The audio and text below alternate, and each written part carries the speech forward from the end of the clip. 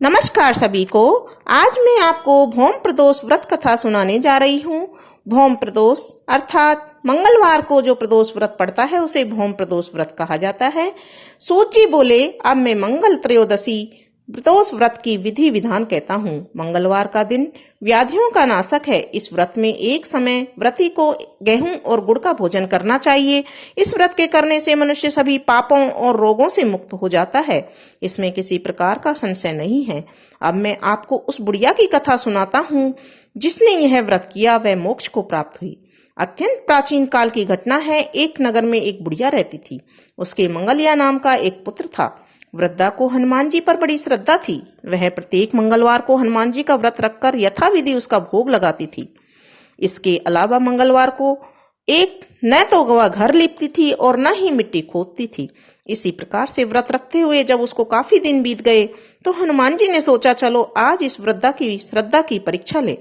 और वे साधु का वेश धारण कर उसके द्वार पर जा पहुंचे और पुकारा, है कोई हनुमान का भक्त जो हमारी इच्छा पूरी करे। वृद्धा ने यह पुकार सुनी तो बाहर आई और महाराज क्या आज्ञा है बोली।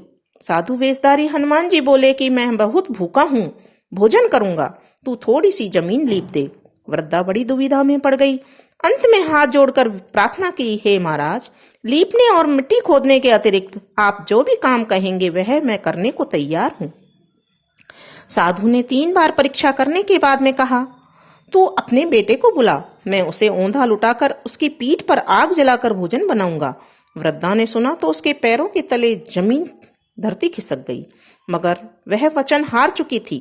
उसने मंगलिया को पुकार कर साधु महाराज के हवाले कर दिया, मगर साधु ऐसे मानने वाले नहीं थे।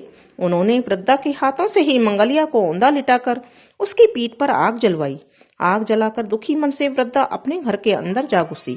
साधु जब भोजन को करने को बैठी तो उसने बुढ़िया को बुलाकर कहा कि वह मंगलिया को पुकारे ताकि वह भी आकर भोग लगा ले।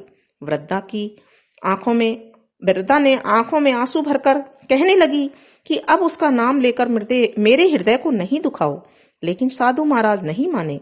वृद्धा को भोजन के लिए मंगलिया को पुकारना पड़ा। पुकारने की देर थी कि मंगलिया बाहर से हंसता हुआ घर में दौड़ा हुआ आया। मंगलिया को जीता जागता देखकर वृद्धा को सुखद आश्चर्य हुआ।